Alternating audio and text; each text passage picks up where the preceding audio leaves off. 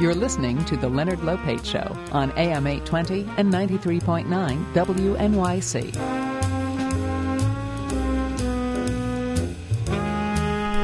Steve Geng's life has certainly been turbulent.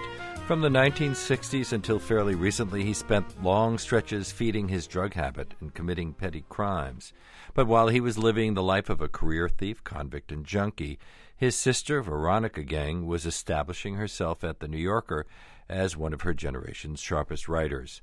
Thick as Thieves is Steve Geng's poignant tribute to his sister, who died of cancer in 1997, and it's also a colorful memoir of his reckless life and improbable survival. I'm very pleased that it has brought Steve Geng to my show. Hello. Hi, Leonard. Now, the title of your memoir, Thick as Thieves. Welcome to Monday. This is Scott Sloan on the big one, the nation station, 700 WLW, with some very, very important and timely news. They tried to make me go to rehab. I said no, no, no. Yes, I think I may have cut to the core here, the issue. No, no, no. Steve Geng is my guest. His book is Thick as Thieves, a brother and sister, a true story of two turbulent lives. Steve, welcome to the show. Good to talk to you. Yeah, good to talk to you, Scott. All right, let's talk about it, because this seriously, this time of year, holiday season is upon us. A lot of lonely souls out there. If there are some family troubles, they tend to be amplified during the holidays. If you are on the verge of having a substance abuse problem, generally it manifests itself during the holidays. These tend to be bad times if you're a troubled person. Well, sure, the holidays are just inundated with a kind of emotional, I don't know, gas or something.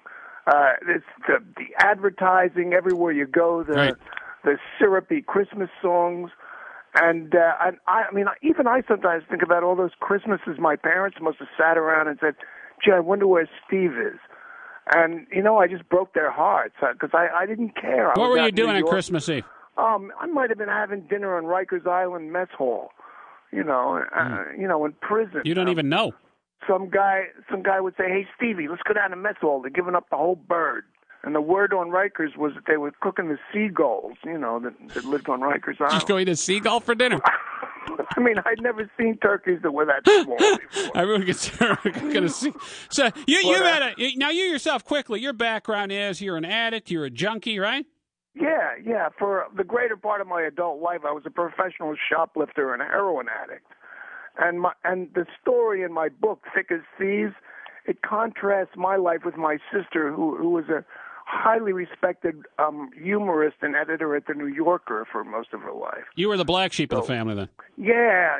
Her life rising to literary heights and mine going down the tubes, and we get together once in a while and commiserate. Yeah. So she died about 11 years ago. In fact, she died Christmas, the day before Christmas, 11 years ago. Geez. So the holidays are kind of got to be tough for you anyway. Yeah, I don't have any family left. So for God's sake, if you got family still out there, man, don't wait too long. Get back in the fold, at least for the holidays.